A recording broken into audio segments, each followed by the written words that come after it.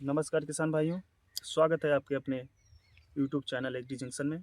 मैं Rohit Kushwaha, agree junction जैसी तरह से आज हम आपको बताने वाले हैं आलू में लगने वाले सभी रोगों के बारे में। आलू में कौन सा रोग कब लगता है, क्या लक्षण होते हैं और क्या उसके उपाय हैं।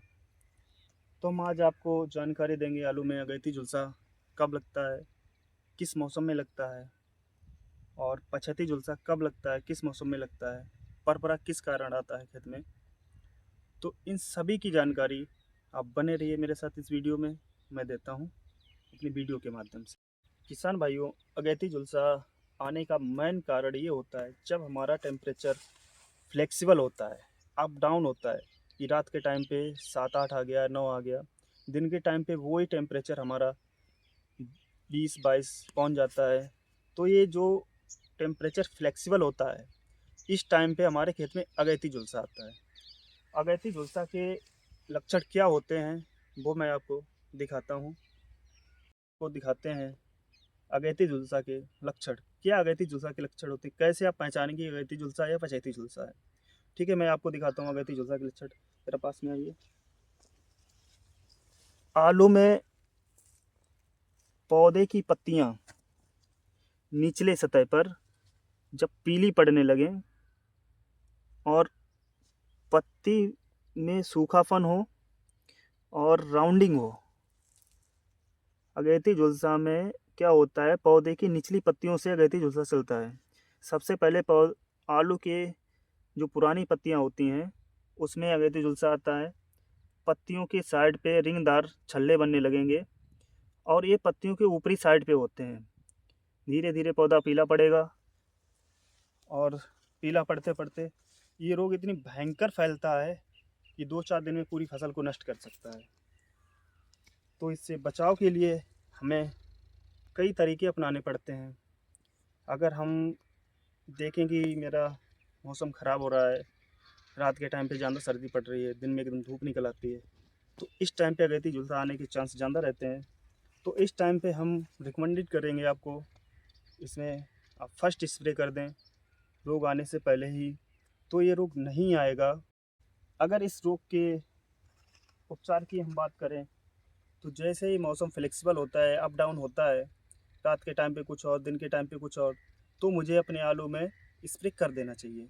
पहले स्प्रे में क्या करेंगे, हम मेन को जब हम 45 प्रति एकड़ 1 किलोग्राम और इसके साथ में एक स्टिकर मिलाएंगे।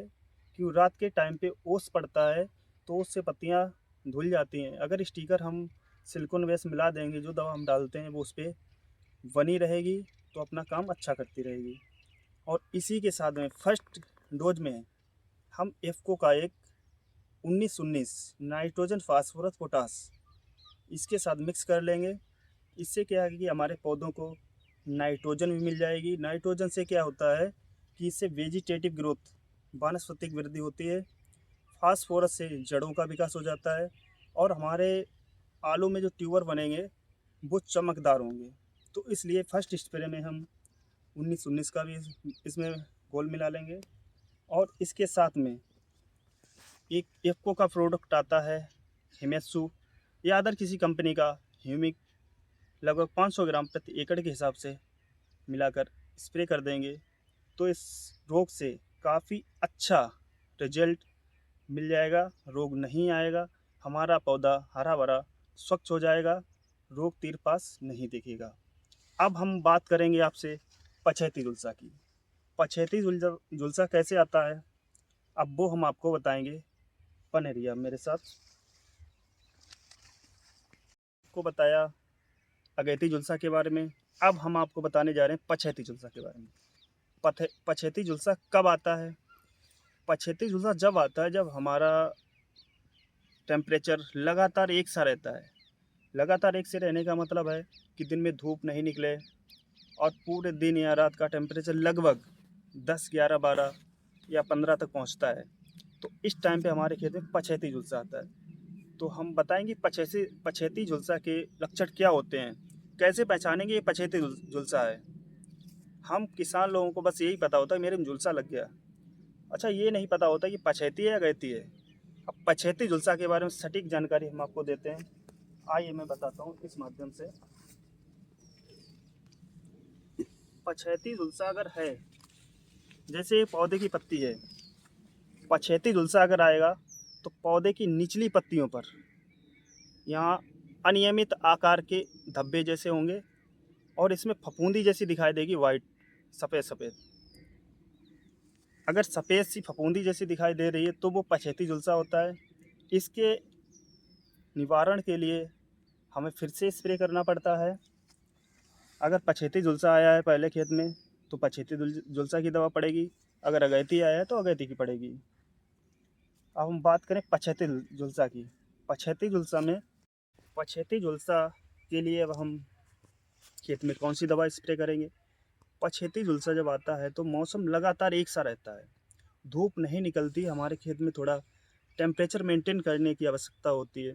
तो इस टाइम पे हम 500 ग्राम प्रति एकड़ के हिसाब से जो हमारा कार्बनडाजिम को जब मिक्सचर आता है उसको, और इसके साथ में 500 ग्राम हम प्रति एकड़ के हिसाब से सल्फ़र मिलाएंगे और एक सिलिकॉन बेस स्टिकर इसमें भी मिलाएंगे।